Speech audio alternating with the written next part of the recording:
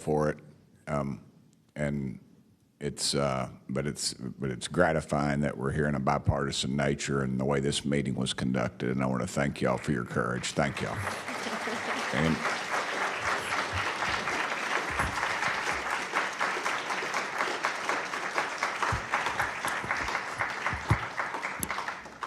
without objection, the task force stands adjourned.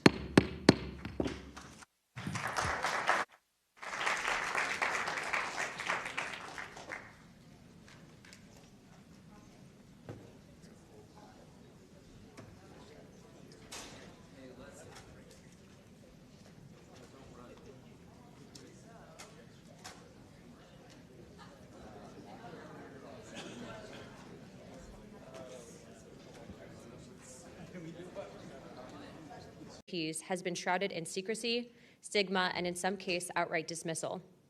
Today, I want to state clearly that this is not science fiction or creating speculation. This is about national security, government accountability, and the American people's right to the truth.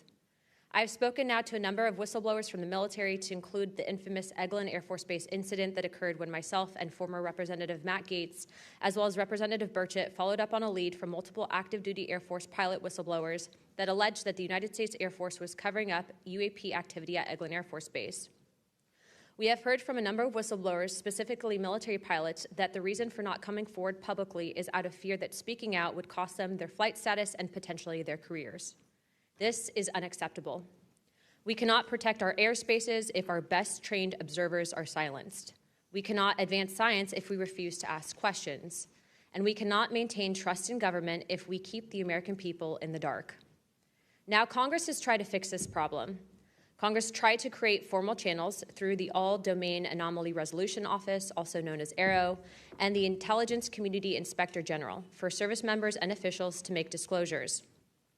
But the reality, the reports come in are often to brush aside, slow-walked, or met with skepticism rather than serious investigation. Recently, the former AARO director, known as Sean Kilpatrick, attacked our witnesses and members on this committee. It should be noted that he's a documented liar and brings into question what his purpose at AARO really was if it was not to follow up on investigations and disclose his findings to members of Congress. A former Deputy Assistant Secretary of Defense for Intelligence, Chris Mellon, described a report published by AARO that found no evidence that any USG investigation, academic-sponsored research, or official review panel has confirmed any sighting of UAP-represented extraterrestrial technology. As the most error-ridden and unsatisfactory government report I can recall reading during after decades of government service. Mellon further noted that this was a first error report submitted to Congress without the Director of National Intelligence's sign-off, and seemingly excluded input from any scholars or experts who have studied or written extensively about this topic, as would normally be in any other case in this field. Mellon determined that this report failed to fulfill the congressional mandate under which it was required, omitted entire agencies with known investigations or activities related to UAPs, and omitted any discussion of efforts to hide classified or unclassified information about UAP. Such efforts were unaddressed by the report, despite the existence of agency records and investigations concurring with them, including those at U.S. Customs and Border Protection. If we set up offices and oversight bodies only to let them become graveyards for testimony, or worse yet, ruses for pretending to investigate when in actuality there was no follow-up, then we are not doing our jobs. In recent months, Congress has also been presented with evidence that points to technologies that, to our knowledge, are beyond our current capabilities. It is our duty as elected representatives to follow the facts wherever they lead and to ensure that those facts are not buried under classification stamps or bureaucratic excuses. Let me be clear, whether UAPs represent adversarial technology, natural phenomena, or something beyond current human understanding, Congress has a responsibility to investigate. If these objects are foreign in origin, then they pose a direct threat to our national security. And if they represent something unknown, they demand rigorous scientific inquiry, not ridicule, not secrecy, and not silence. The stakes are very high. Adversarial nations are not waiting for us to catch up. They are studying these phenomena as well aggressively, as multiple nations have also announced their own parliamentary investigations into this very topic. If we are to continue to hide information from ourselves, we risk strategic surprise. If we continue to ignore our pilots and service members, as well as countless government whistleblowers, we risk losing their trust. And if we continue to shield the truth from the public, we risk eroding the very foundation of democratic accountability. This is why this hearing matters. This is not about fueling speculation. This is about demanding the basic transparency from the Department of Defense and the intelligence community and other military contractors. It is about asking the questions every American has the right to ask. What do we know? What don't we know? And why in a free society are we being told so little? A major barrier to this committee's inquiry into UAPs has been the lack of cooperation and transparency from the Department of Defense and the intelligence community. In preparation for previous UAP hearings, the committee repeatedly asked the Department of Defense to allow members to view videos and files related to UAP incidences. Unfortunately, the Department of Defense notified the committee staff that due to the department's Special Access Program rules, only members of the House Armed Service Committee, as well as the Defense Subcommittee on House Appropriations, also known as HAC-D, were allowed to be read in onto such programs. For a non-committee member to be allowed to view these documents and videos, individual members must be approved by the chairman and ranking member of both HASC and HAC-D. Independent staff oversight has presented a consistent problem for Congress, as well as program budgets are classified. Additionally, oversight reporting to Congress is classified and only provided to the authorizing and appropriations committees of jurisdiction. The American people are not fragile. They do not need to be shielded like children from reality. What they cannot tolerate and what they will not forgive is a government that withholds the truth and punishes those who dare to speak up. I want to close with this. Future generations will look back at this moment and ask what we did when presented with the unknown. Did we look away, embarrassed or afraid, or did we pursue the truth with courage? I intend to be on the side of truth, transparency, and accountability, and I hope my colleagues on this task force will be able to do the same. To quote a few elected officials, Senator Schumer has stated, multiple credible sources allege a constitutional crisis over UFOs. Senator Rounds has stated that these are brilliant individuals and they are not making this stuff up. And our current Secretary of State, Marco Rubio, has stated very high clearances and high positions within our government in regards to these whistleblowers. Senator McConnell also described these whistleblowers as sane and credible. And the witnesses today are not alone. In fact, they're far from it. In fact, 34 senior military, government, and intelligence officials have broken their silence.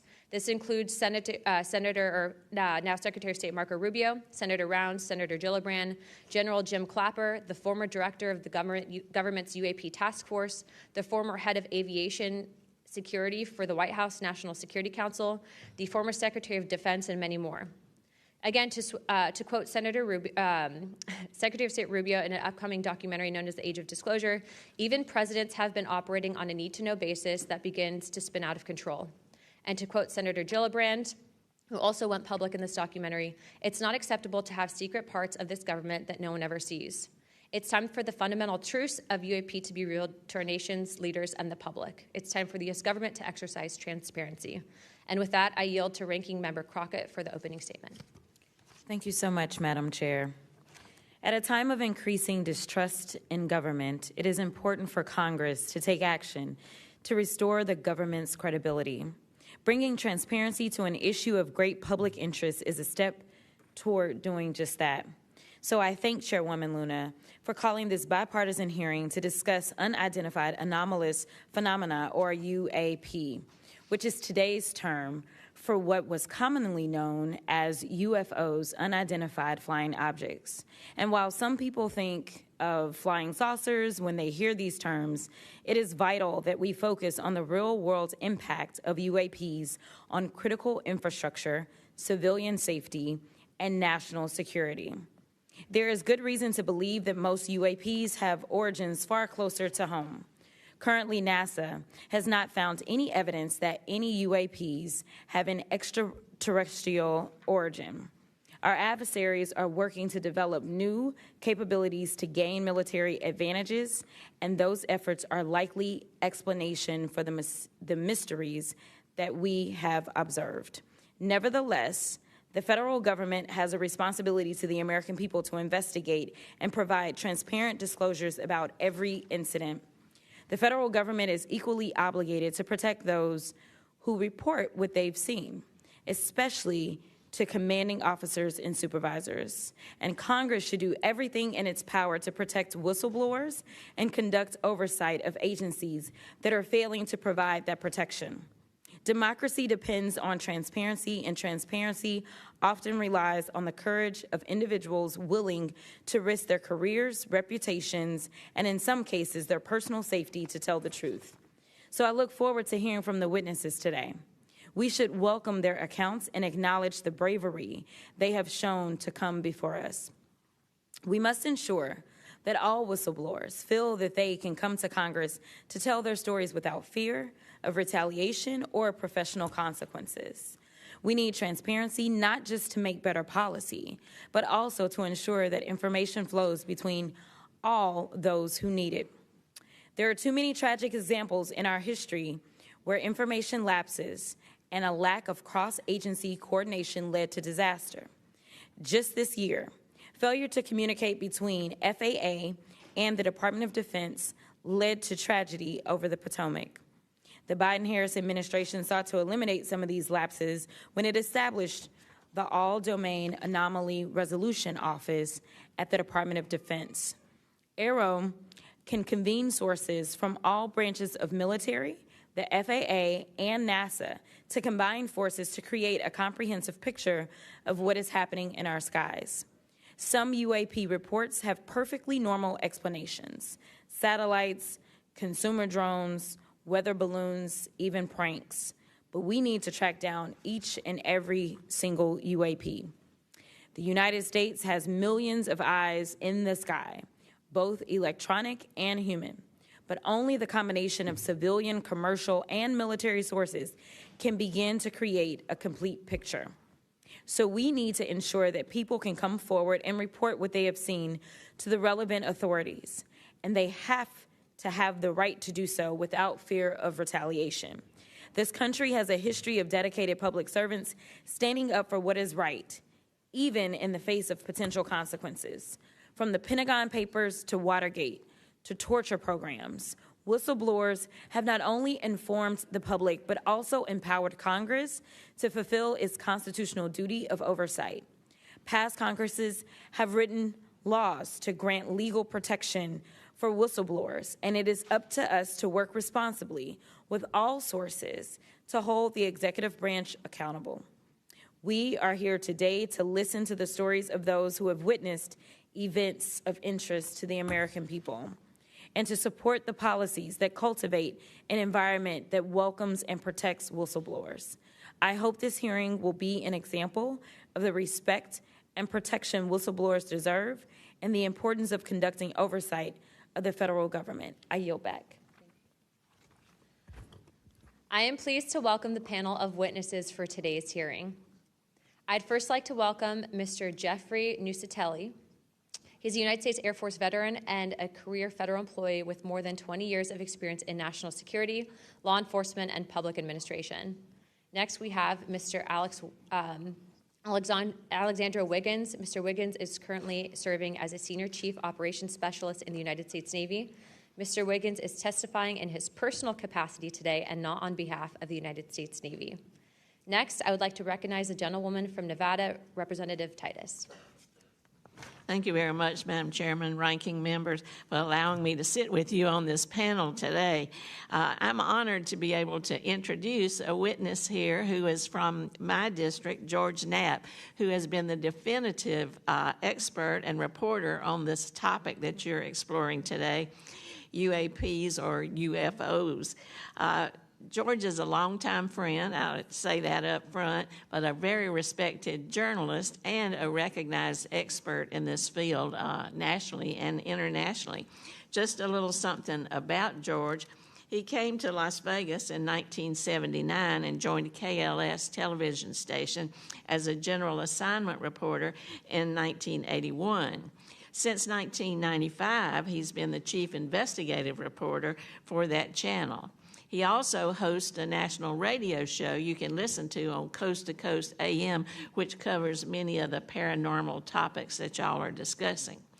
Over the years, George has been, as I said, recognized for his work. He's been honored with the Peabody Award, the DuPont Award, the Edward Murrow Award, and 27 different regional Emmys for his investigative reporting.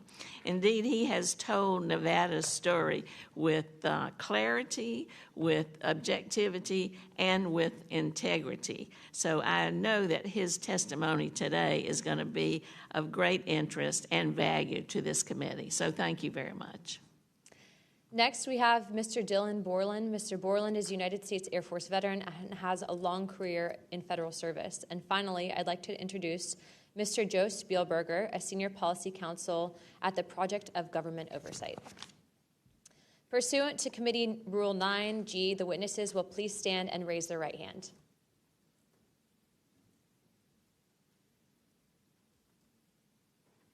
Do you solemnly swear or affirm that the testimony that you're about to give is the truth, the whole truth, and the nothing but the truth, so help you God?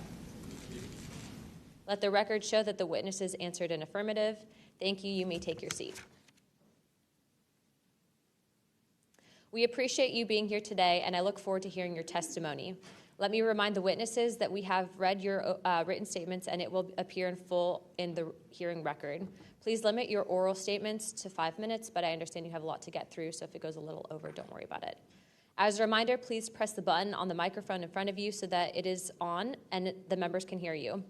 When you begin to speak, the light in front of you will turn green. After 4 minutes, the light will turn yellow, and when the red light comes on, your 5 minutes have expired, and we will ask you to please wrap it up. I now recognize Mr. Nuccetelli for his opening statement. Good morning. Thank you, Chairwoman Luna, Ranking Member Crockett, and members of the task force for giving us the opportunity to testify today. My name is Jeffrey Nuccetelli. I'm a former military police officer with 16 years of active duty service in the U.S. Air Force. I'm here today because the American people have both the right and the responsibility to know the truth about unidentified aerial phenomenon. That truth remains hidden, classified and silenced by fear, retaliation, stigma, and confusion. Today, we are here to help break that silence.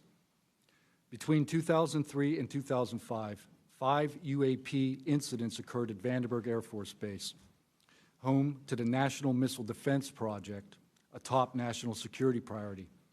At the time, we were conducting launches deemed by the National Reconnaissance Office as the most important in 25 years. These were historic launches. These facilities were vital, and they were repeatedly visited by UAP. Each incident was witnessed by multiple personnel, documented, investigated, and reported up the chain of command. We sent information up, but we got no guidance down on how to handle these events. I personally witnessed one of these events and investigated others as they occurred. 6 other service members have provided me with the information that I will share with you today. The incursions began on October 14, 2003, when Boeing contractors reported a massive glowing red square silently hovering over 2 missile defense sites. After several minutes, it drifted further east onto the base and vanished over the hills. This event, now known as the Vandenberg Red Square, was referenced by Representative Luna at the first hearing on this topic. Official Air Force records of this event are in possession by Aero and the FBI. Later that night, while I was on duty, security guards at a critical launch site reported a bright, fast-moving object over the ocean. I responded to the incident. Chaos ensued over the radio as the object approached rapidly. I heard my friends screaming, "It's coming right at us, it's coming right for us, and now it's right here." Moments later, I heard them say that it had shot off and was gone. When I arrived on scene, I talked to 5 shaken witnesses who described a massive triangular craft larger than a football field that hovered silently for about 45 seconds over their entry control point before shooting away at impossible speed. About a week later, another patrol reported a light over the ocean, behaving erratically. Believing it might be an unannounced aircraft, they declared an emergency, and an armed response force responded. Before the forces could arrive, the object descended and either landed or hovered on our flight line, and then took off again at impossible speed. The witnesses to this event were threatened and intimidated afterward. They were told to keep quiet and think about what they were reporting. After that, things did get quiet until about 2005, when another patrol reported a massive triangular craft larger than a C-130 silently floating over the installation. He watched it for a few minutes. It traveled west and disappeared into the night. And then I had my own encounter, again in 2005. I was off duty, sitting in my backyard with two other police officers when we noticed what first appeared to be a satellite in orbit, but it wasn't acting like a satellite. The light was strange, it was pulsing, and then it started to maneuver. It dropped in elevation. At times it would vanish from view and reappear in a different location in the sky, and eventually it reappeared 200 feet over my house. It was a 30-foot diameter sphere of light. My friends and I watched it for a moment, and then it gently accelerated and traveled up and disappeared into the stars. These events profoundly changed my life and the lives of my friends. We stand at a pivotal moment in history.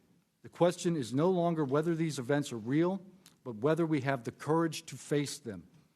True leadership requires vision, a willingness to confront the unknown with transparency and resolve. So I ask the Congress to help we, the people, enact this vision. There are three goals: fund independent research and treat UAP study with the same seriousness as we would any other scientific field. 2, end secrecy and overclassification. Transparency is the foundation of truth. Without it, witnesses like us are dismissed. 3, protect the witnesses. Many stay silent out of fear for their careers, reputations, and the safety of their families. Protect them, and you will embolden others to join this cause. These phenomena challenge our deepest assumptions about reality, consciousness, and our place in the universe. Exploring them can unlock transformative breakthroughs in technology, biology, and human understanding.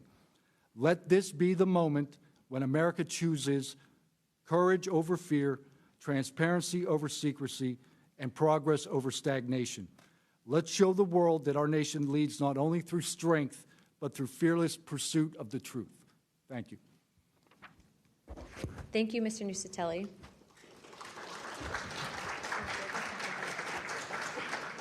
He's not on here. I now recognize Chief Wiggins for his opening statement.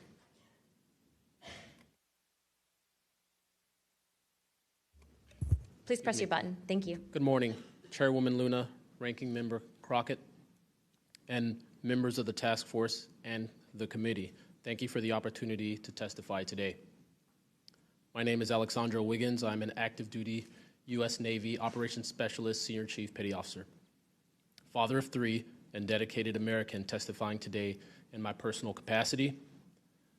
The views I share are my own, and I do not represent the official positions of the Department of the Navy or any subordinate organization. On the evening of February 15th, 2023, at approximately 19:15 PST, in the Whiskey 291 warning area off the coast of Southern California, I was serving on board USS Jackson. During that period, I moved between the Interior Communications Center, ICC-1, and the bridge wing, correlating the sensor picture with visual observations, part of my routine responsibilities for surface and air picture management. What I observed and what our crew recorded was not consistent with conventional aircraft or drones as they appear on our system. A self-luminous tic-tac-shaped object emerged from the ocean before linking up with 3 other similar objects. The 4 then disappeared simultaneously with a high synchronized, near instantaneous acceleration. I observed no sonic boom and no conventional propulsion signatures, no exhaust plume, no control surface articulation on the Sapphire image system. Shortly after the synchronized departure, radar tracks dropped. These observations were multi-sensor and recorded inside of ICC-1 with time location overlay visible in our source frames that have been made public by journalists. From my experience operating in this region over many years and consistent with our public characterized encounters, unidentified objects reoccur in United States operation areas off Southern California. That fact alone does not tell us what they are, but it does argue the systematic stigma-free reporting and for the preservation of sensor data so analysts can evaluate safe and intelligence implications with rigor. I want to underscore 3 points for the task force and the committee. Aviation and maritime safety. When crews and watchstanders observe objects that maneuver or accelerate in ways that does not match known profiles and do so near our ships and aircraft, that is first and foremost a safety issue. Standardized checklists and training should ensure we capture the best possible sensor data in real time, including IR settings, slant range estimates, and bearing and range altitude snapshots, and immediate chain of custody for any recordings. Reporting without stigma, protection without retribution. Sailors need to know that reporting UAP encounters will not harm their careers. Congress can help by reinforcing witness protection and by directing the relevant office to maintain confidential, destigmatized channels for service members who step forward with data. Declassification and transparency where possible. The task force declassification mission is directly relevant here. Where operational security permits releasing metadata preserved sensor excerpts or at least technical summaries would improve public trust and accelerate outside scientific scrutiny. That includes, when feasible, the time geo-reference IR frames and radar parameters needed for independent analysis. To be clear, I am not here to make claims beyond my lane. I am here to provide a first-hand account of what I saw, what our systems recorded, and why it matters for safety, for intelligence, and public confidence. My request to you is practical. Help us capture, protect, fairly evaluate the evidence, and provide a safe pathway for those in uniform to report it. In closing, I want to thank the committee and the task force for holding this hearing and for placing this discussion in a forum where evidence can be examined carefully and openly. I appreciate your attention and stand ready to answer your questions. Thank you. Thank you, Chief.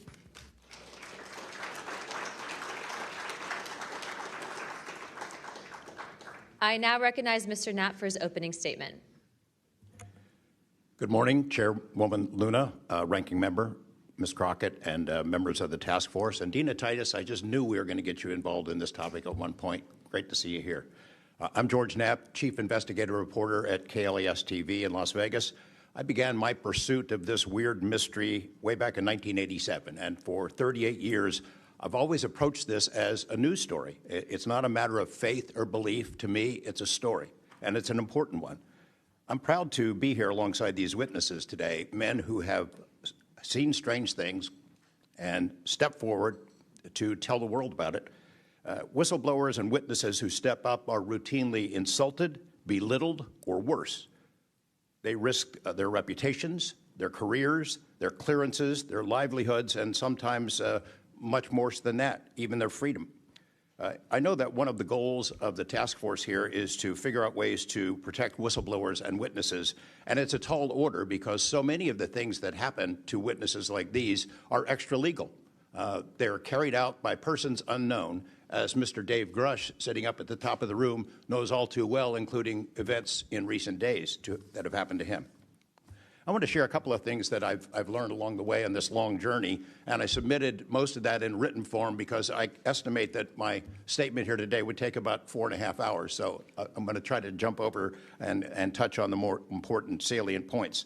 I submitted a detailed written statement for the record, and we'll go into a lot of that here. But the public has been told over and over since the late 40s, there's nothing to worry about here. These mysterious craft seen by millions of people in the skies, in the oceans, over the land are not real. They're not a threat. The witnesses are wrong. They're crackpots. Don't believe it. That changed for me. What got me hooked is the paper trail. Documents that were squeezed out of the U.S. government after the FOIA, Freedom of Information Act, became the law of the land. And those documents paint a much different picture than what the public, the press, and Congress have been told over many years. The documents from military and intelligence personnel behind closed doors admit that, quote, these things are real. They're not fictitious. They can fly in formation. They're evasive, and they outperform any aircraft known to exist, including ours. The public, of course, as I said, has been told something much different. Back in 1989, I reported about a guy named Bob Lazar, who claimed that he worked at a facility dubbed S4 out in the Nevada desert, very near to Area 51. He said he was part of a reverse engineering program. He said there are alien craft that will be taken apart to figure out how they operated out there, and that was a pretty tall order. I had clearly taken a dive into the deep end of the pool there. But in the years since then, I've interviewed dozens of other people, and I've detailed what their testimony has been in the written statement. They include Senator Harry Reid, Senator Howard Cannon, also of Nevada, a guy named Al O'Donnell, who was the first general manager of EG&G in Nevada, which managed the Nevada test site, which blew up hundreds of nuclear weapons. There's a guy named Dr. James Lakatsky, who was a career scientist with the Defense Intelligence Agency, who was the guy who initiated a program called OSAP, Advanced Aerospace Weapons Systems Application Program, which is, as far as we know, the largest acknowledged UFO program ever funded by the U.S. government, which put together an amazing pile of information that members of this committee and the world, most of which have never seen. The DIA still hasn't released 95% of what was prepared by that program at a cost of millions and millions of dollars. The one name I do want to bring up in this session, though, is Robert Bigelow. So looking into the idea of crash retrievals and reverse engineering, while OSAP, that program, was active, the DIA's contractor, Robert Bigelow of Las Vegas, made a bold attempt to acquire physical proof of UFO crashes. It's been widely reported and suspected that Lockheed Martin is one of the contractors, the defense contractors, that has held this stuff, stored it away in secrecy, and tried to figure out how it works. I have confirmed on the record that Robert Bigelow and a trusted colleague from OSAP met with and negotiated with senior executives at Lockheed Martin and hammered out a deal wherein Bigelow's company, Bass, would receive a quantity of unusual material that had been stashed away and protected at a facility in California. That material was not made here. I want to move on now to the Russia files, because that was going to be sort of the central impetus of what I was going to talk to you about today. Back in the early 90s, I got into Russia, met with a number of their defense officials, Ministry of Defense and others, who confirmed for me that Russia had been doing the same thing that the United States had been doing, that is, secretly studying UFOs while publicly saying something completely different.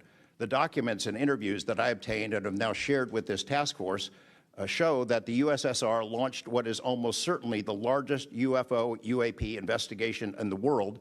The first phase of that was an order was sent out to the entire USSR military empire that every unit, you see anything strange in the sky, a craft, an orb, something unusual, you had to gather all the evidence, collect testimony from the witnesses, look for physical evidence, and all of that information went into one program at the Ministry of Defense. Thousands and thousands of these reports came in. A lot of them were first routed to the KGB, but then back to another program that came after this collection effort called Thread 3. And Thread 3 was an analysis program.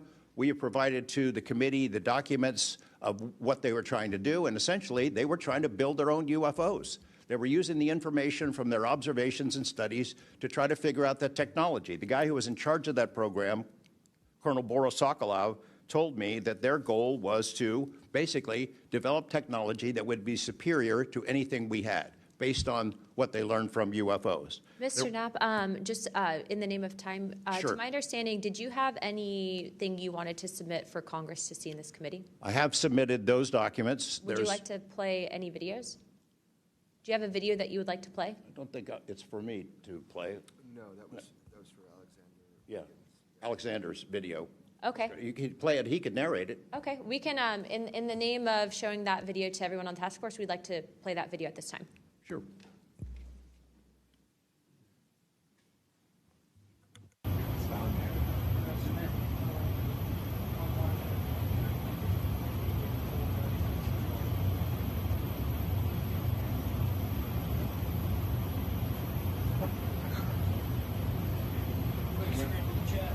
Wouldn't surprise you, I tell you.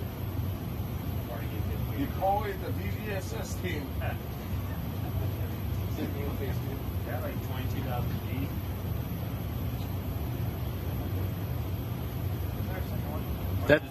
That shit took off earlier.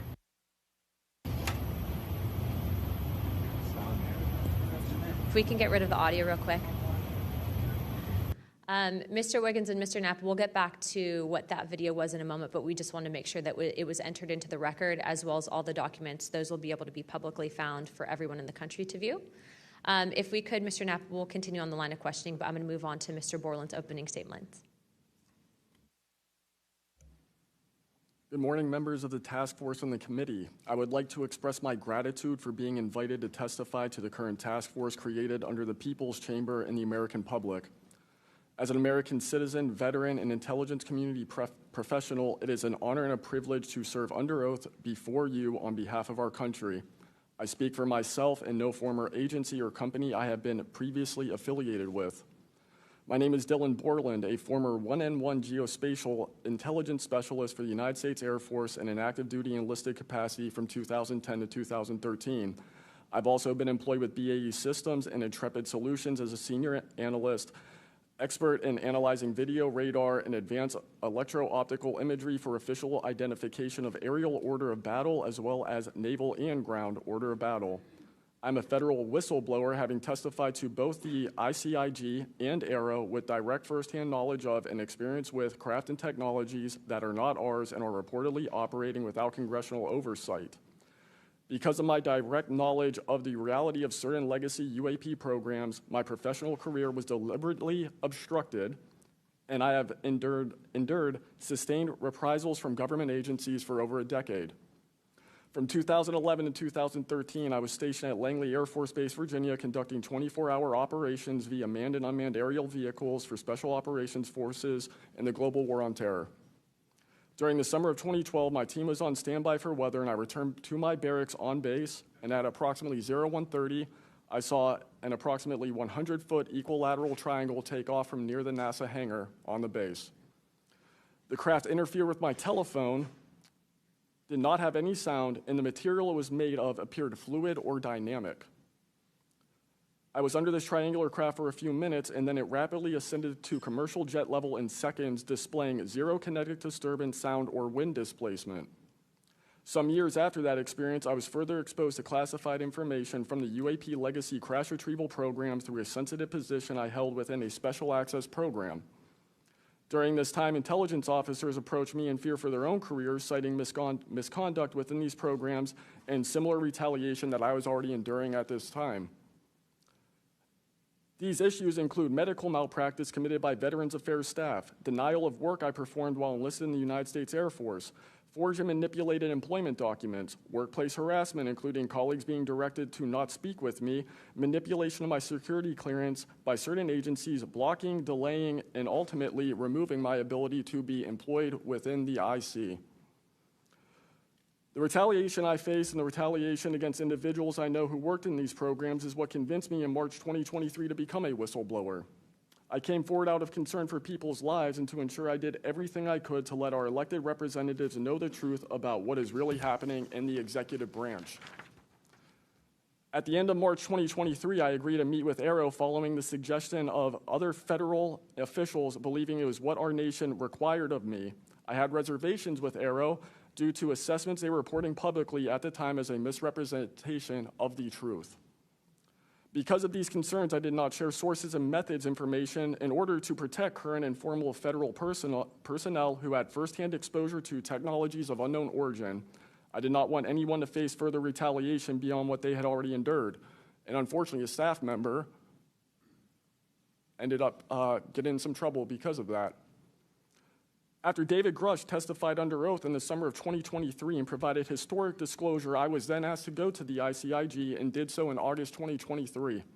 It was very clear early on during my intake interview, which was video recorded under oath, that the objective was to solely assess how much I know and not move forward with an investigation with new information I provided them. The aftermath of that IG complaint still troubles me to this day. Since my ICIG complaint, I've been prevented from resuming prior employment and can confirm I'm still blacklisted from certain agencies within the intelligence community. In addition, multiple agencies attempted phishing attacks to assess what I had divulged to the Inspector General, including being asked to disclose details of my ICIG complaint during a CI polygraph for a position unrelated to UFO UAP matters as recently as November 2024. As I sit before you today, I and many other whistleblowers have no job prospects, no foreseeable professional future, and a nation every single one of us came forward to defend. Numerous individuals have come forward in various ways to reveal the truth of the UAP reality as patriots and defenders of our nation. Yet many feel discarded, isolated, hopeless, separated from the country they serve. Efforts to rectify this situation for all whistleblowers have been difficult and troubling. And to my fellow whistleblowers and officials who know this information, I offer you my apology, something that I have never gotten, and I'm giving it to you. I swore an oath to the Constitution of the United States, an oath that demands truth and transparency for our democratic republic to function. Each day, these truths remain hidden from our citizens. Humanity drifts further from the principles our nation was founded to uphold. Each day, victims of crimes committed by agencies and companies maintaining this secrecy are denied justice is another day our Constitution is shredded. In 2023, Patriots provided this committee and the executive branch with undeniable proof of the UAP reality, and I commend your continued commitment. The future of humanity is one which we either travel to the stars or regress to the Stone Age with this technology.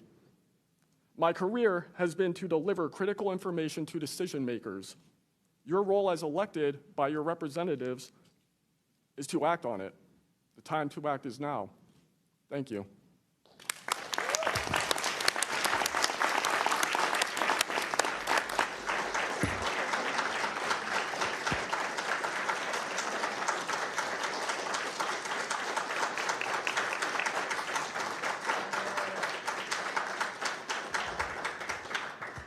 Mr. Borland, thank you for your service to our country, and we appreciate you. And we are sorry about how you've been treated, and we will make sure that we try to rectify that situation.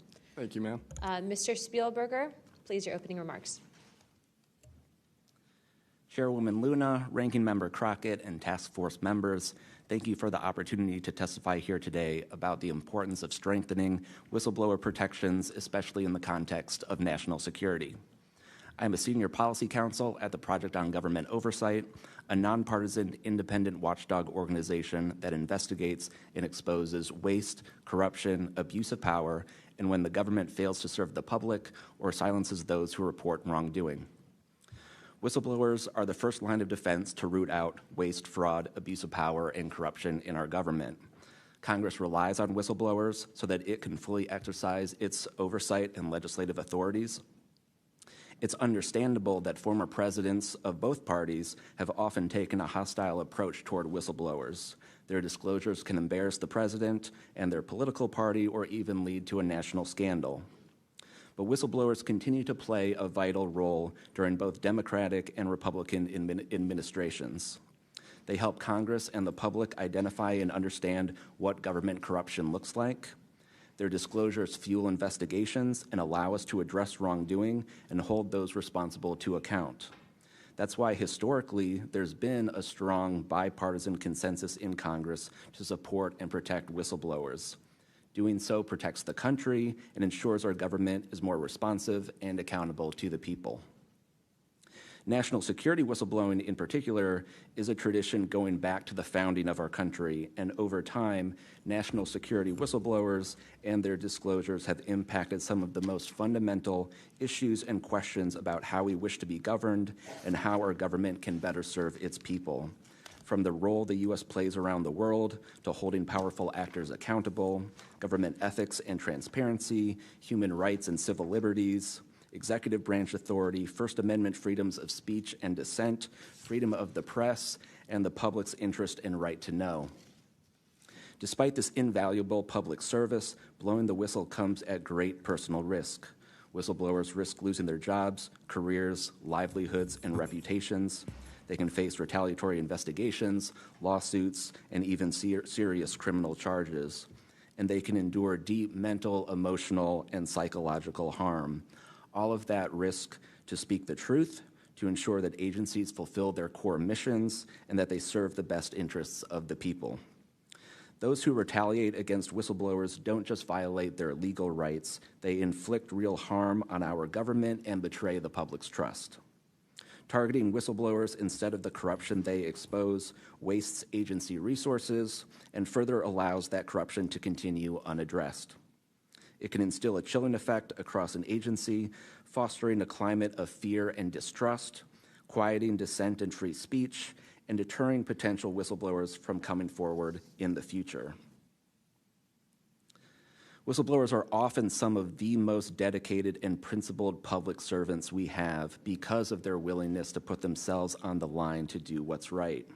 And Congress has historically supported them, again, on a bipartisan basis, but unfortunately, whistleblowing has increasingly become more politicized, with support for whistleblowers often hinging on which party is in power and which party is politically inconvenienced by the misconduct being exposed. But to be clear, targeting whistleblowers individually risks undermining whistleblowing, period. POGO advises members of Congress on both sides of the aisle to focus on the evidence, not the individual. We will always need whistleblowers to achieve the government that best serves its people, because when people of conscience, integrity, and good character refuse to speak up out of fear, complacency, or self-preservation, and leave corruption to fester behind closed doors, that is probably the most dangerous risk of all. If we are serious about increasing government transparency and restoring the public's trust, we need public servants committed to the truth. Whistleblowers need safe and effective channels to make lawful disclosures. They need stronger protections against retaliation, and when they do face retaliation, they need a fair shot to be made whole. Congress has made strides to pass whistleblower legislation, and these laws need to be updated and expanded so that whistleblowers truly receive the protections they need, retaliators are held accountable, and we can achieve the type of government the people deserve. We strongly urge Congress to continue its historic tradition of championing the rights and protections of all whistleblowers. Thank you again for the opportunity to testify here this morning. POGO is committed to working with you and the Oversight Committee to address these critical issues. I look forward to any questions. Thank you, sir, very much. Additionally, without objection, the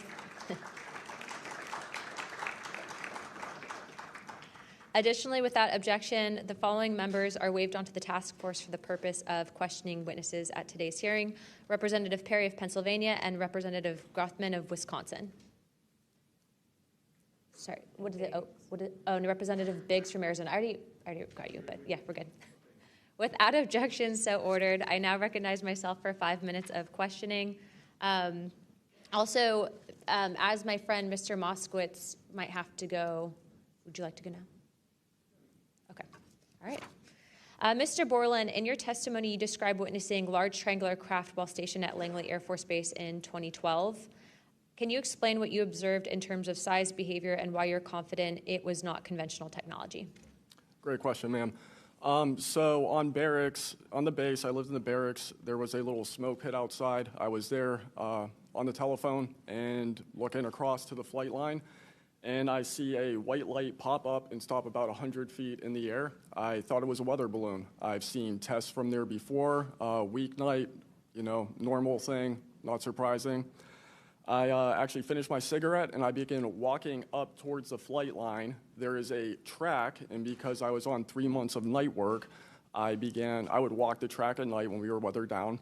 And as I began walking towards the light, towards the flight line and the track, the light then flies across the base, across the flight line, and as it flies to me, a triangle manifests around the light. I can't tell you if it's active camouflage. I can't tell you if it appeared around the light, but I can tell you that it was a white light, and then it was a triangle. It stopped about 100 feet in front of me and approximately 100 feet above me. My telephone got extremely hot, completely froze, dead. I remember how thick it was. It was between 1 to 2 stories thick, equilateral triangle. I could never see the top of it, and the edges were 90 degrees. There were 4 lights in total, 1 light on each corner, and a larger light in the center, 2 to 3 times the size of the corner lights. But what was really odd was the outside. The best way to describe it is like looking at a James Webb telescope picture where you have the colors and then the black background. So the craft itself was this black metallic flake paint, but on top of the craft was this gold, lava, plasma, some type of fluid going over and around the craft. I'm under this for about 2 to 3 minutes, and then the center light flashes 2 to 3 times, no sound, immediately shoots up to commercial jet level minimum, in my opinion, and I immediately feel static electricity all over my body, and then I smell the smell of after a thunderstorm or lightning storm, that really strong summer thunderstorm smell. Gets up to flight level. I'm trying to get my phone reset, and I can only see the center light at this point. If I didn't actually see it take off, I would have thought it was a star. And then it hovers up there, and it begins to slowly move due east out over the Atlantic Ocean. I finally got my phone reset. The entire thing was about, from the time I saw the light pop up near the hangar until it took off out over the ocean, was about 15 minutes. And following up to that question, after you disclose this information to the intelligence community, Inspector General, you're subject to phishing attempts and job blacklisting. How widespread do you think this is across the intelligence community for those who raise concerns regarding UAP programs?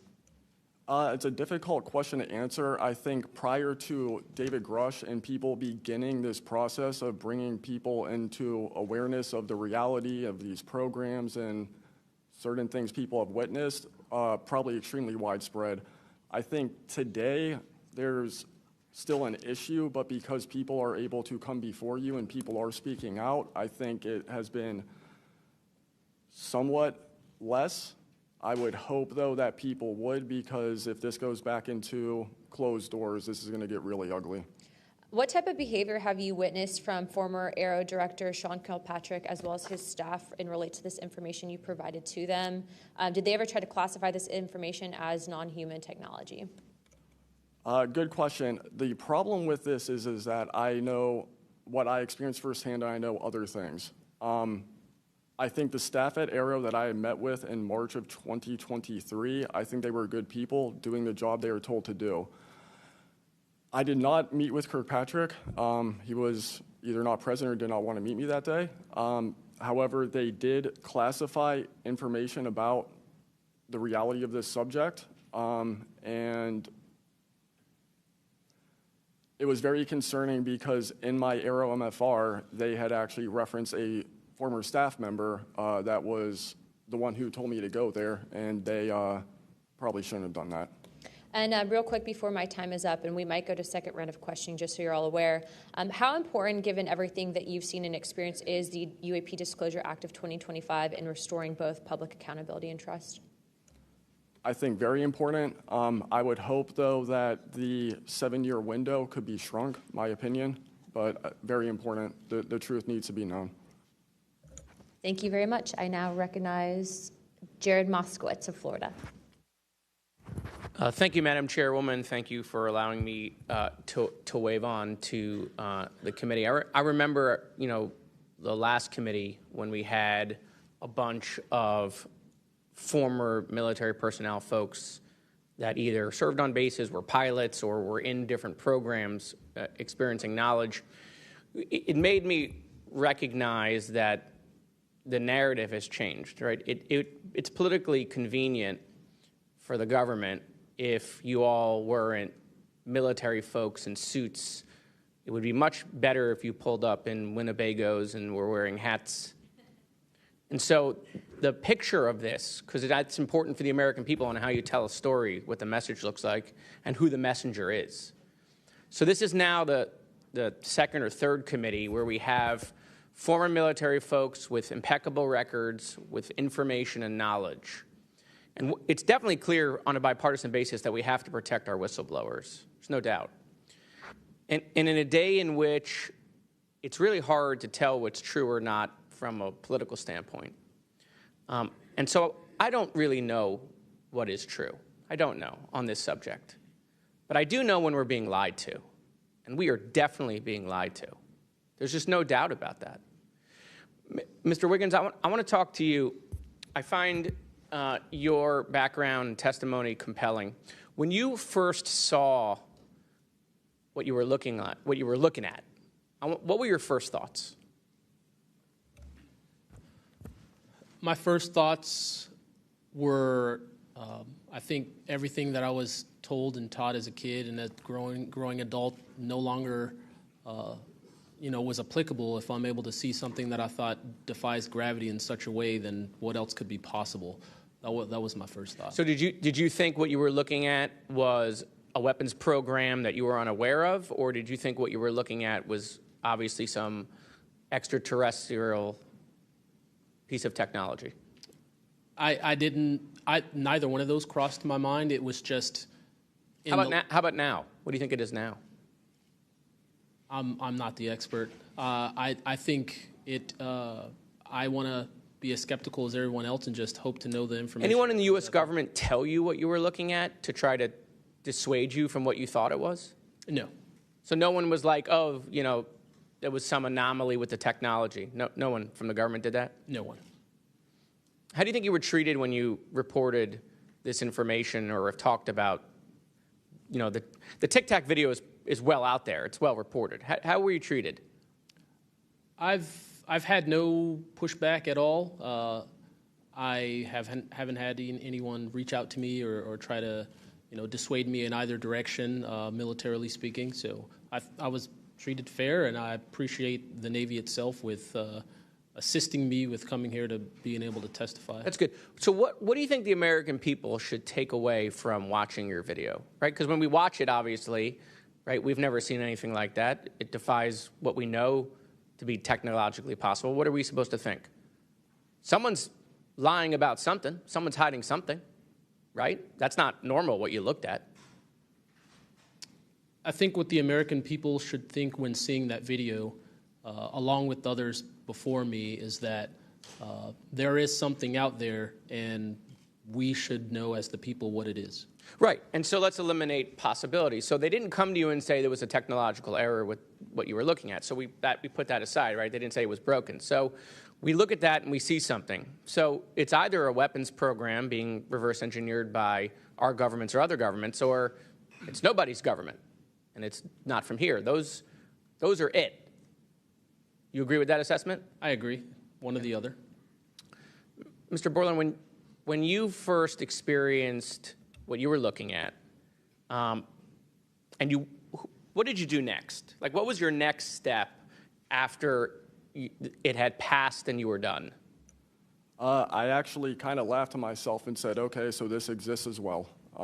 Worked in enough programs, been exposed to enough that I was like, okay, so this is a real thing. I went back, walked the track, talked with a couple of my friends about it. I did talk with some of my coworkers, one in particular, which I thought was a joke, and it definitely wasn't, was like, you probably should never say this to anybody.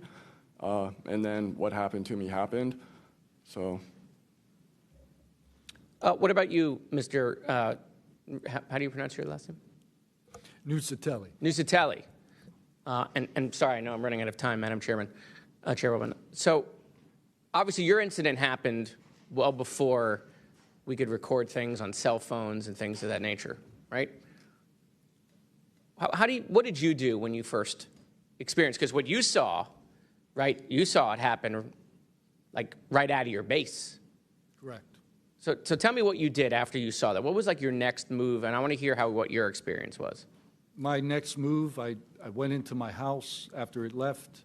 I made sure no one had been abducted, and I picked up the landline. I called the Security Forces Command Center.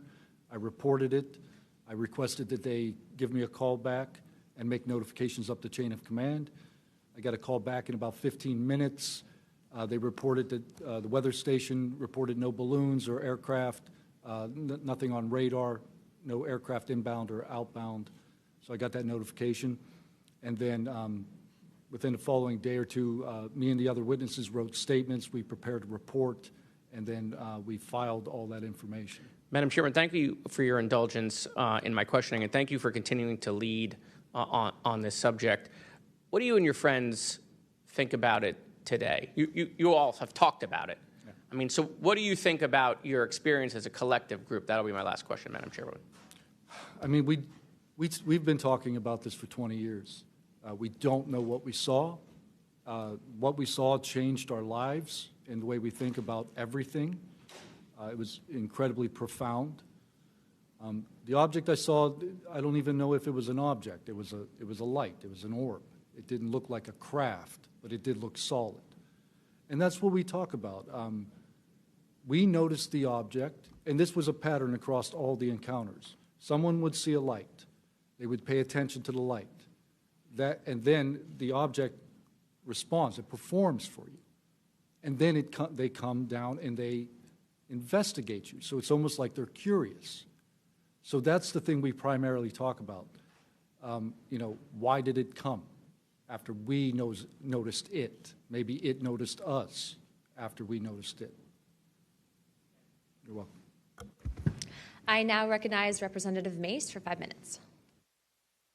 Thank you, Madam Chair, and I want to thank all of our witnesses for being here today.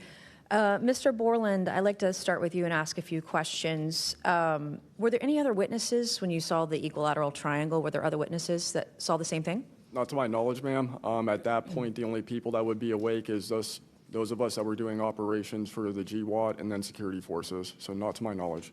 And do you think that, in your opinion, that the equilateral triangle was the U.S. government's technology? I did once upon a time, but knowing what I know now, I'll have to answer that question as skiff, probably. Well, my next question is, you teased us, so knowing what you know now means what? I know enough to know that if you want an answer to that question, go to Arrow. They have the answer. Do you think it was a foreign government? I do not, no. And Arrow was supposed to be disclosing. The last time I was in a skiff with Arrow, they said they were going to be doing disclosures.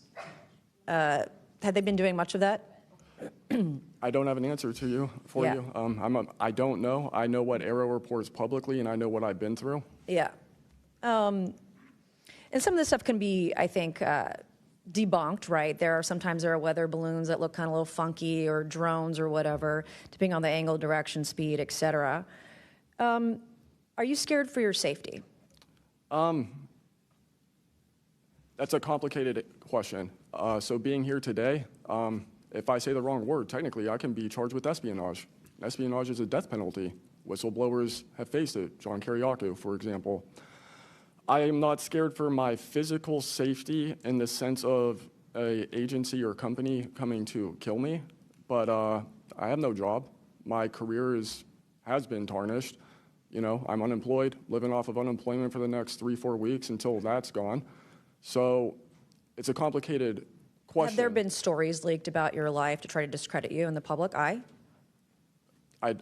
As of now, I don't know. We know they did that to Mr. Grush. I am aware. Yes, ma'am. They leaked his private medical information, horrific things. It is. Okay, you said in your testimony earlier with the chairwoman, you know other things.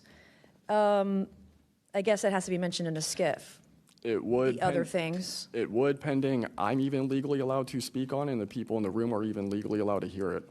And is that, would we need to know the compartmentalized word, like what the code word is, or the name of the program, the special access program, in order to even hear it? You have to know the word, right? I would suggest the name of it, right? I would suggest that to be asked to DNI Gabbard and work with her for that, because I can't give you the answer on what is the But requirement. this is what the U.S. government does, right? They compartmentalize the information. Only certain people know the name of the program, and if you don't know it, you can't get the information. If you don't have the name, you don't know what to ask for.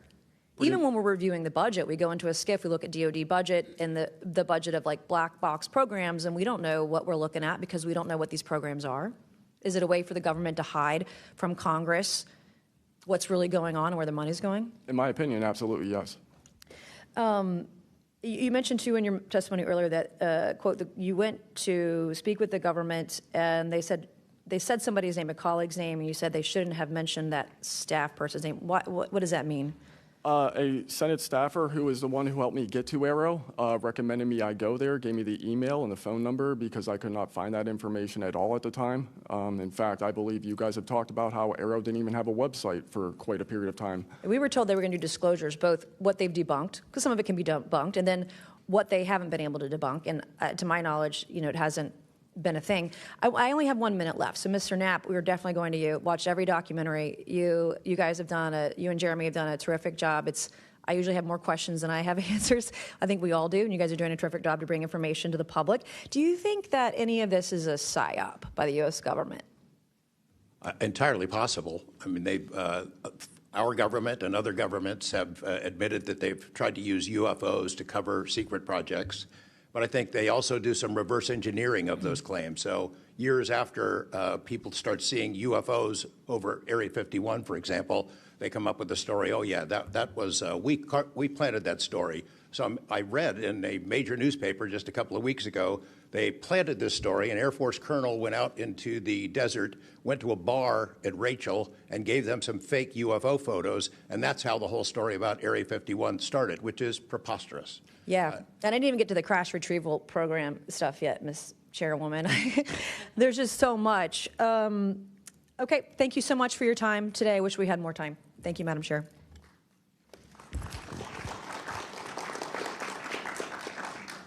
I now recognize Ms. Crockett for 5 minutes. Thank you so much, Madam Chair, and thank you so much to each of the witnesses that have come before us today.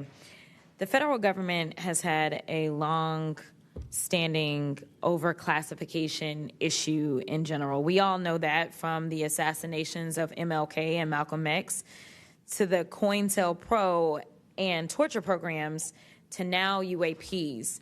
The federal government has kept the American public in the dark about issues of immense public interest.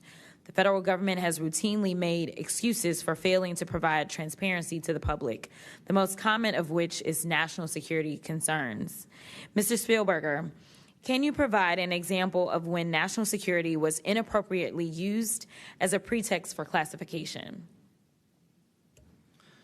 Congresswoman, probably one of the most infamous examples of that is the 9/11 Commission that found that overclassification was a key factor in the failure to adequately prevent the attacks of that day. In addition to that, what lessons from these oversight failures should guide Congress in approaching UAP oversight? Generally speaking, we would advise this Congress to ensure that agencies adopt a general policy in favor of disclosure instead of a knee-jerk needing to overclassify information and documents.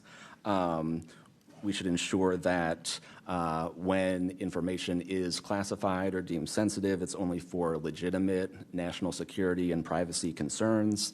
And we would recommend adding additional factors to the considerations of cost, value, and certainly to the extent that it's critical for the public interest and the public's right to know, especially when we are talking about these very serious national security concerns and implications. Can you speak to how whistleblowers have historically helped Congress uncover the truth in other areas and how that might apply here? Absolutely. So again, Congress has always relied on whistleblowers coming forward and making disclosures in a number of different issues across different agencies, anything from national security to airline safety, railway safety, environmental concerns, workplace health and safety, a lot of issues coming out of the COVID pandemic, for example. Whistleblowers have come forward with important disclosures on just about any critical issue affecting our government and affecting the American people, all of which have grave implications for the rights and protections that we have and how we live our lives in communities across the country. How important is it for whistleblowers to have strong protections when it comes to UAP-related disclosures or disclosures of other topics of excessive government secrecy? It's absolutely vital. This has been one of the disappointing failures of doing this work, of advocating for stronger whistleblower protections. We recognize the invaluable public service that brave whistleblowers play in coming forward, again, taking all of these risks that we've heard about just to speak the truth, to get important information out in the public consciousness, but they can only do so when we have safe and secure channels for reporting, when there is trust in the independence of agency watchdogs like inspectors general, like the Office of Special Counsel, like the Merit Systems Protection Board, that play critical roles in investigating whistleblower disclosures and enforcing the protections of whistleblowers. All of that is essential to allow whistleblowers to keep coming forward and playing these incredibly important public roles. Thank you so much. Let me just say this. People look at Congress, especially now, and they see a lack of unity. They don't see the ability for us to come together really on much of anything. I will say that I do applaud the chairwoman and the work of this committee because for once I feel like we are focusing on governing, which should be about transparency. The reality is that we cause more harm than good when we allow a lack of transparency to fester. It allows for all types of conspiracy theories instead of us actually making the investments that we need to make to get the information and actually provide it to the American people. The reason that I wanted to focus on making sure that we answer some questions specifically around the protections of those that are willing to come forward is because the only way that we can make this government actually work for all of us is if no matter where you are in this federal government, you feel as if you are safe when you come forward with information of any issue. And so I do want to thank you for all of your stories. The reality is that we only get 5 minutes, and the vast majority of everything that you have to say cannot be contextualized within 5 minutes. But I know that my colleagues are going to get to kind of pulling some more of that out. But again, I really just want to thank you for your courage in this moment, and thank you for your service to our country.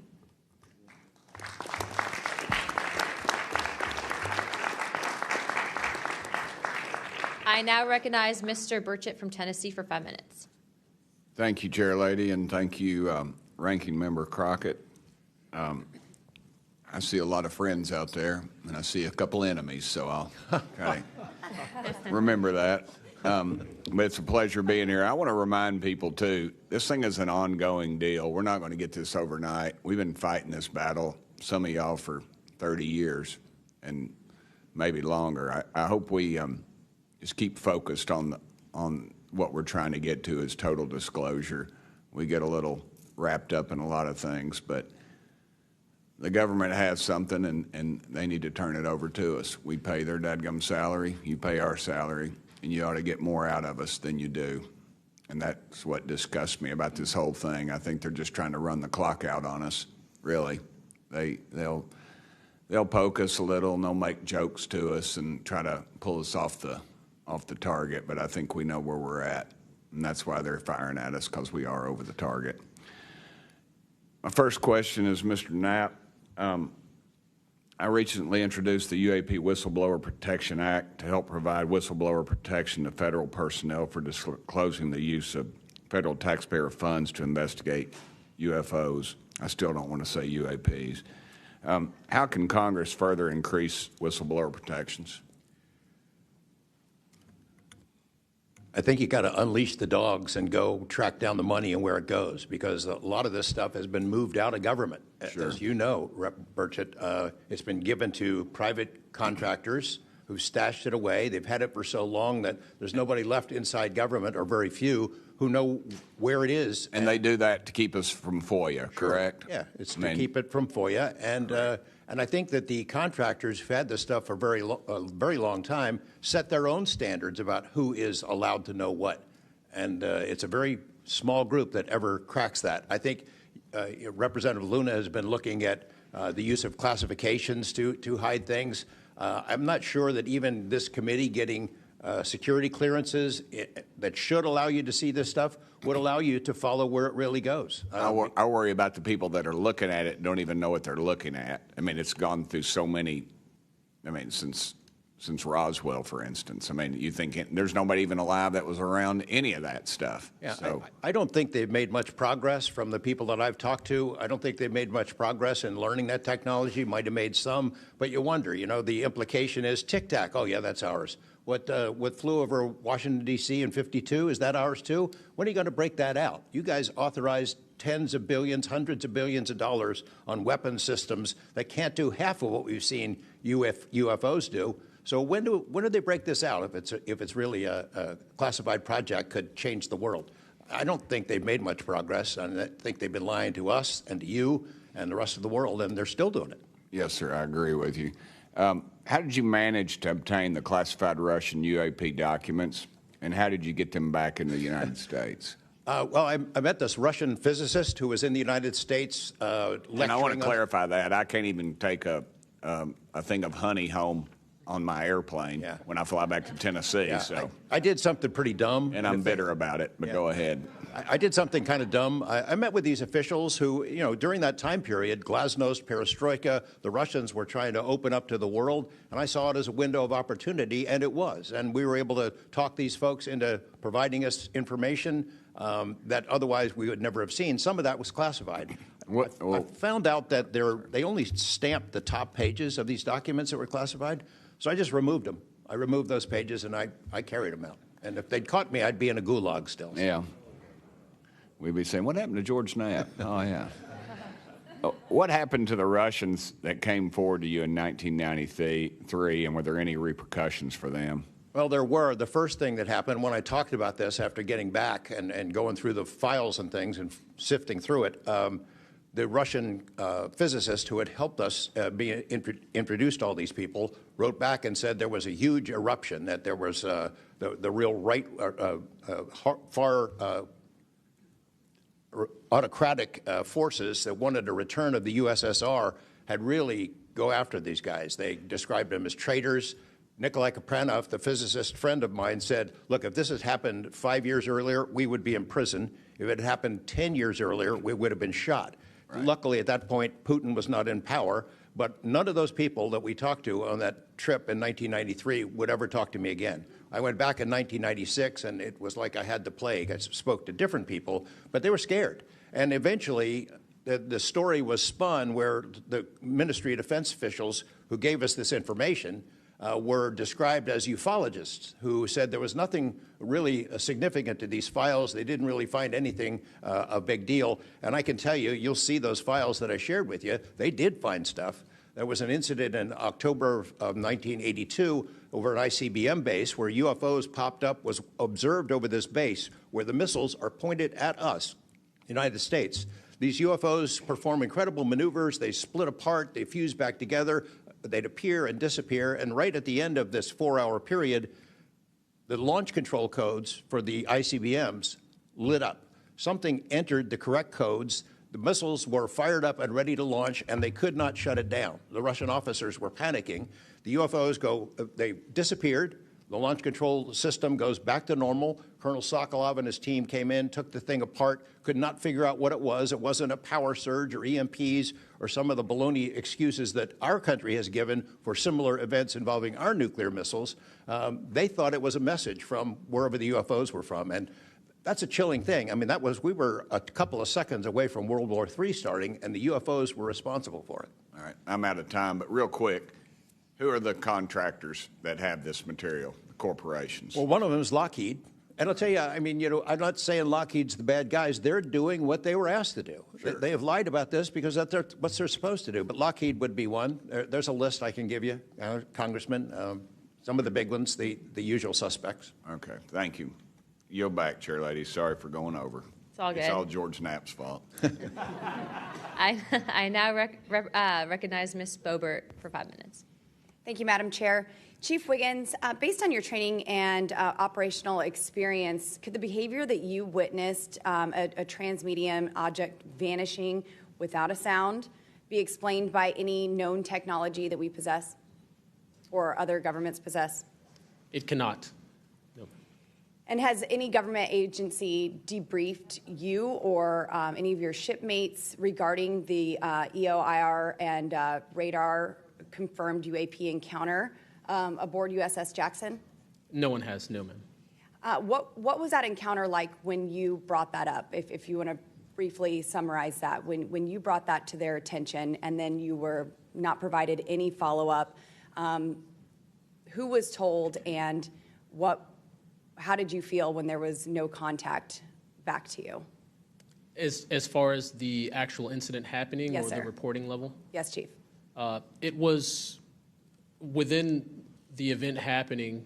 My duties are to report to the tactical action officer on watch while we're standing watch. So tactical action officer was there.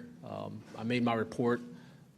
I've not had any discussion outside of that day. There's been no communication to me or requests from me within inside of the military. But speaking of that actual incident itself, once the report was made to the tactical action officer, that's when I made the decision to ask the individual watchstander that was controlling Sapphire to be able to slew into the location. And that's what you see in the video itself, is when the watchstander is slewing in and kind of showing us what we're looking at. But outside of that, that's as far as the reporting went that I know of. Thank you, Chief. Just for the sake of time, Mr. Nuccetelli, has RO, the Air Force, or the FBI ever followed up with you personally about the Red Square event? I did have follow-up by Aero, nothing with the Air Force. The Aero office updated me, I think, at least 2 times. They let me know that they were unable to locate any records, that the records had been destroyed by the Air Force. The Air Force is destroying all their police records every 3 years on a schedule. So you were informed that these documents were destroyed. Well, I have a Freedom of Information Act from the Air Force that states clearly that they destroy all police records on a 3-year schedule. Okay. So they were sitting on documentation, destroyed it, refused to question any of the lead investigators, anything leading into this investigation? Yeah, basically they destroyed all the police records. So you couldn't even call the Air Force and ask them if there was a vehicle accident in that time frame. So that's a big problem. We're losing data in real time. So we'll never be able to go back and track. I think our federal government has a history of destroying records. Thank you very much, Mr. Nuccetelli. Dr. Borland, as a geospatial intelligence officer, have you seen classified data indicating UAPs operate in restricted U.S. airspace, and has that information been withheld from Congress? I have not in U.S. airspace. That is intelligence oversight, so I did not have domestic authorities. After filing your Inspector General complaint over retaliation inside the Pentagon's UAP office, did you receive any kind of protection or just more retaliation? Within the IG or Aero, ma'am? Either. Aero, they went after the staff member and classified everything, shut that down. The IG, to this day, I don't even know if my complaint's active. I know my attorney that represented me was very, very, very concerned. And the best of my understanding, I was determined credible, not urgent. And do you think that experience would suggest that the internal UAP investigations may be compromised? Possibly. I mean, it's so hard because this goes back to people doing the job they're told to do, and very few people are going to want to give up their careers, 20, 30-year pension, get rid of their kids' health care, get rid of their house. It's possible, yes. Yes, thank you very much, Dr. Borland. Mr. Spielberger, do national security whistleblowers currently have any external appeals processes to challenge retaliation, or are they just stuck relying on the same agencies that they're accusing? Congresswoman, this is one of the biggest concerns that we at POGO have, basically around the independence of investigations and accountability for retaliation. Basically, yes, national security whistleblowers have to rely on internal administrative processes that go through agency inspector generals. There are some differentiations, but the bottom line is that they are forced to rely on protection from the same agencies and people who they are alleging retaliated against them.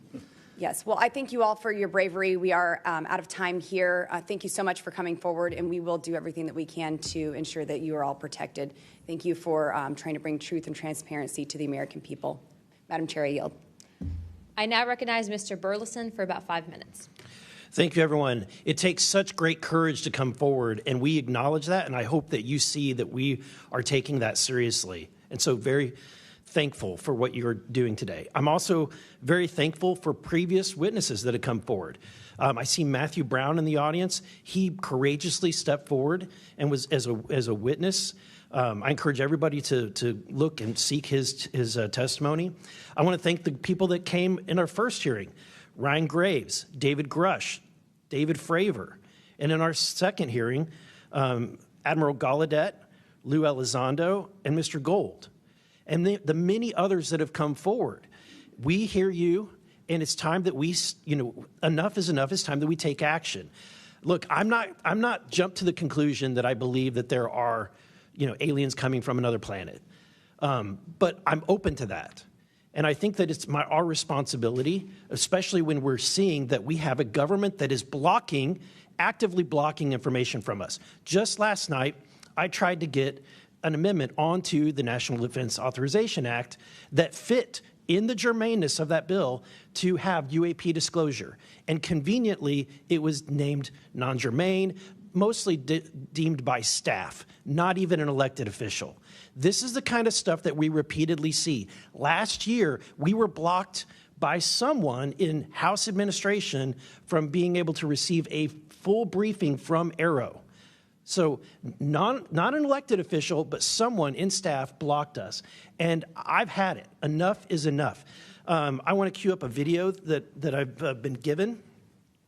And as before it starts, I'm going to describe. This was taken October 30th of 2024. This video is of an MQ-9 drone tracking an orb, or this object, off the coast of Yemen. You'll see that another MQ-9 launched a Hellfire missile. That you cannot see that drone, and so I'm not going to explain it to you. You'll see exactly what it does.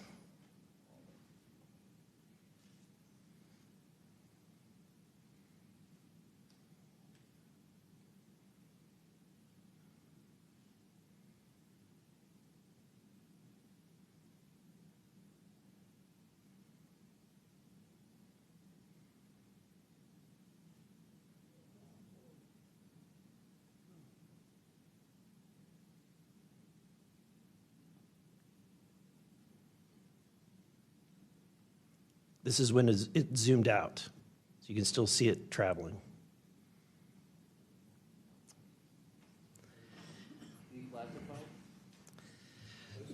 So, Mr. Knapp, have you heard about events like this occurring, and what information might you have? I have heard about events like this. I have heard about this event. Jeremy Corbell and I talked about it in one of our episodes a while back. We did not have the video, though. There are servers where there's a whole bank of these kind of videos that Congress has not been allowed to see, that the public hasn't been allowed to see. Occasionally, some of that stuff gets out in the wild, and it comes our way. It should be going to you. The public should be seeing this stuff. And why you're not allowed to, I don't know. But that's a Hellfire missile smacking into that UFO and just bounced right off. And it kept going. It kept going, and it looks like the debris was taken with it. Yeah. What the hell is that? What flies like that? Again, I'm not going to speculate what it is, but the question is, why are we being blocked from this information consistently? I want to ask this just question. How in the world, this is the document, I want to enter this in for the record if it hasn't already been entered, Madam Chair. The document that you provided on thread 3, this is a huge file. How in the world did you smuggle this out of Russia? Carefully. In your socks? I don't think I want to be really specific about it because I might have to go back there and get some more sometime. Although, okay. No, that'd be crazy to do that. Well, I took the top pages off that were stamped with the security signature, and I carried them out on my person. But the rest of them I just threw in my suitcase and threw some caviar in there as a distraction as well, and hoped for the best. Otherwise, I'd be a citizen of Siberia right now. And you had you reported James Lukatsky came to you with government possession of NHI craft and how they ultimately gained entry. Can you testify to the veracity of that claim? Dr. Lukatsky is an honorable man who served most of his career with the DIA, a very trusted, high-level rocket scientist and intelligence analyst who inspired the OSAP program, as I said earlier. And in full disclosure, I've co-written 2 books with him. He dropped this on myself and our other co-author out of the blue. And it took 14 months for us to get DOPSR approval for him to release 2 sentences on that. He said this craft, we had managed to get inside of it. It had no wings, no rotor, no tail. It had no fuel tanks. They didn't know how it flew or how it was operated. It clearly looked like it was aerodynamic, but he would not go further.